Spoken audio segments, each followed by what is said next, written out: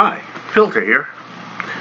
I was looking through some of the videos here on YouTube from EVS, your boy Zach, that umbrella guy,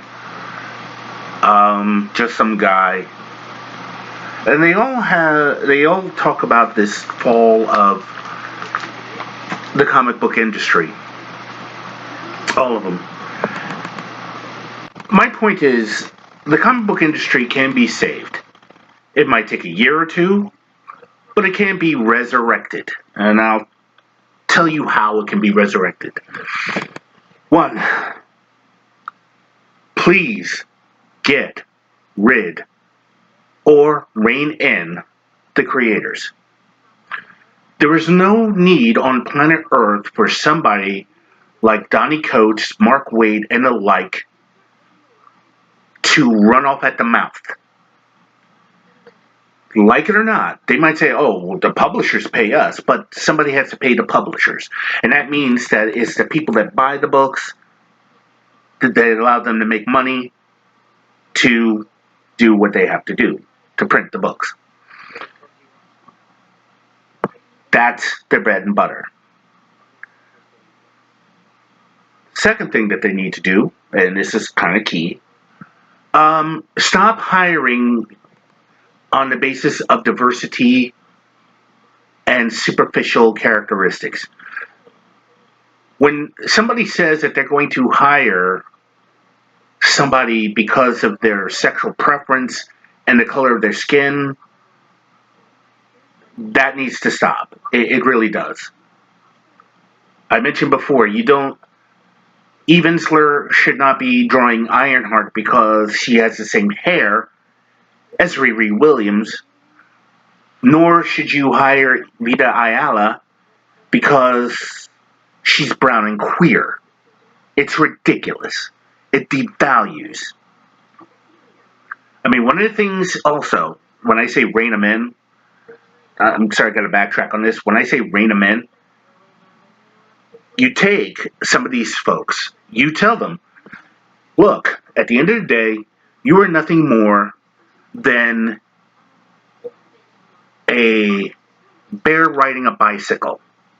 Your job is to entertain, not to lecture, not to preach. If I wanted preaching, I'd go and get a chick track. Coincidentally, the artwork in those are pretty damn good. Have you ever noticed? Really, seriously, the artwork in the chick track is very, very good. Some of them are more cartoonish, but then there's others that have fine detail, beautifully drawn, and quite frankly, for art's sake, it's pretty good. Like I said, it's pretty damn good. But back to what I was saying.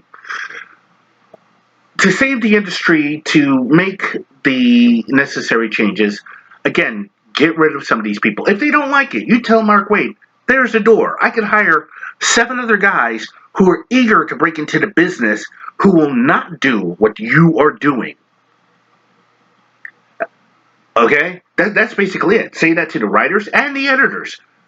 You say, don't hire people, again, not based on the color of skin, or worse, I saw an episode of Spider-Man and His Amazing Friends, so I could write comics. No. Hire people who've read comics. Or when they were teenagers, drew comics for fun for their friends. Something like that. Nothing more, nothing less. And perhaps the most interesting thing to do in a revised comic book industry, switch back to newsprint. What I have in my, as Rush Limbaugh puts it, my formerly nicotine-stained fingers, is an issue of Alpha Flight. Number 8, as you can see. Newsprint was always part of it. I'm trying to open this up with my fingers. They had newsprint. This is John Byrne artwork. Look at that. John Byrne writing, John Byrne artwork. Beautifully written, beautifully drawn. I mean, look at that. Look at that. Look how beautiful that is. Also, the first Marvel character to come out of the closet, North Star. As you can see, North Star. an issue worth getting. It doesn't make too much of a big point about the guy's sexuality. I'll get on to something about Iceman, another little thing that could have been done with Iceman. But that's what we're talking about. You take something like this, newsprint. And one of the last things you need to really do, and this again might save the comic book industry, is something that definitely will help. You don't need diamond publishers, but you can do, wait for it, here it comes, here it comes, here it comes, here it comes, here it comes. What do you see there? Subscriptions. So when somebody orders a comic book, and then you discover that nobody's ordering that book, what happens is that people will say, this isn't worth it. If you're going to constantly put out a book, then cancel it, then reboot it, let's be honest, you know something's wrong. Stop making multiple issue ones. It's disgusting. It's stupid. A subscription base would mean that people want the comic. And if they don't like what they're seeing, then you could say, as the publisher or as the editor-in-chief, you say, look, your book's ain't selling because X, Y, Z. Straighten up or get the hell out. That's all you have to do. That's all you have to do. So, again, that's one way to save the industry. One way to save the industry. It's going to take somebody with a set of stones to basically tell these prima donnas, because that's what they are, a bunch of prima donnas who don't want to tell a compelling story, but they want to put themselves in the story to talk about their politics and their preferences. Sort of like Cynic Grace.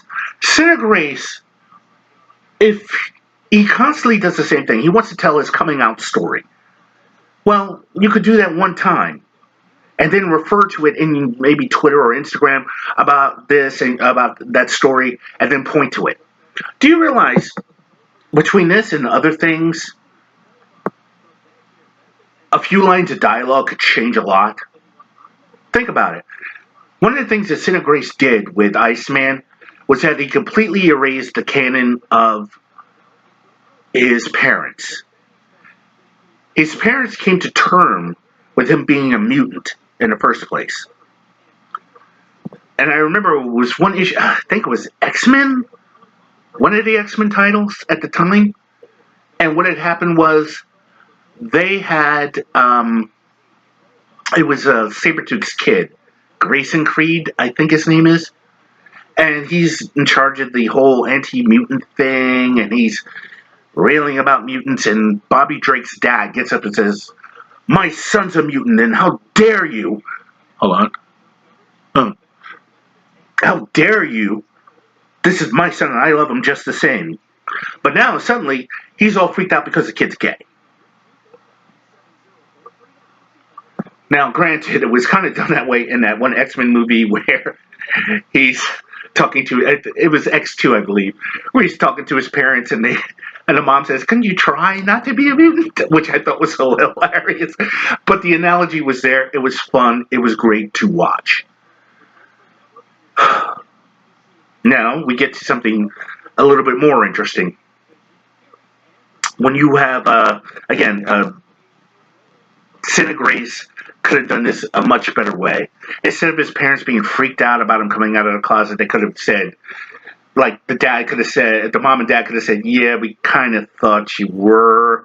And his reply would be, how do you know? It's like, well, you were overcompensating when it came to women. So we kind of figured something like that. Bring levity. And people would laugh at it. Not at the character, but they would laugh at the situation. Where it doesn't have to be about the guy's sexuality. It doesn't even, it would just be a part of him. It's integrated into the character, but you could still use it. And he could say, you know, I'm still a guy with powers. I can still save people. I could have him, instead of doing something super stupendous, how about one day he's just chilling out and he sees a fire, and you can spend a couple of issues of him trying to save people from a burning building. just 2 issues, where somewhere in the middle of the book, he's in there, he's trying to save people, and it would be great. You could actually do it in a 2-issue story. You could have done that, but he couldn't. Now, let's bring this. I want to bring up something a little off subject, but along the same lines, and that is Star Trek Picard. And Mecha Random 42, coincidentally, she's down there. If you don't know Mecha Random, she's the one with the huge rack of stuff behind her. She points out that a good amount of the crew in Star Trek Picard are murderers, sociopaths, psychopaths, drug addicts, or both. They're all kind of messed up. And they've turned the Federation into a user-friendly utopia to a dystopia, basically a serpent underneath Eden, basically, or basically a facade of what it's supposed to represent. The Federation is a facade to something far worse. The whole synth thing could have been done without.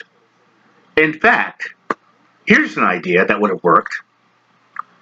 And I cast my mind back to that episode, season 7, called the Chase, Star Trek Next Generation. Where they have the DNA message. You could still have the Romulans in it. Like, for instance, the Romulan commander who actually took the message to heart at the end, if you've ever seen that episode.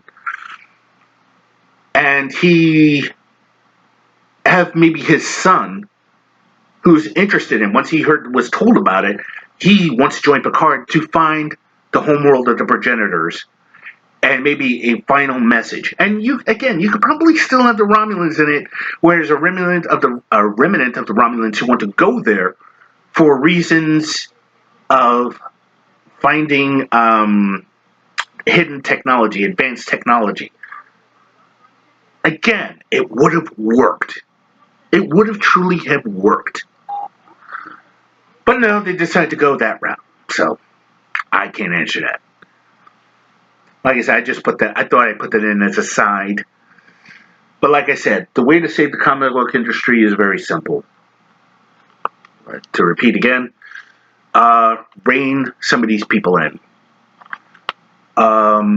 Show them the door, if need be. Go back to newsprint, and most importantly, subscription-based. We don't need Diamond anymore. I'm sick and tired of this. This happens, people are screwed. People should have seen this coming along. I heard people say, "Oh, everything's going to Diamond," and somebody and he was one of the guys at the comic book store, basically said something to the effect of, "This was a really, really bad idea that this was going on," and he was right. So, I just thought I'd put my 5 cents in, and like this video, rate this video, leave me your thoughts and comments below, and I will see you when I see you. I'm Filter. I'm out.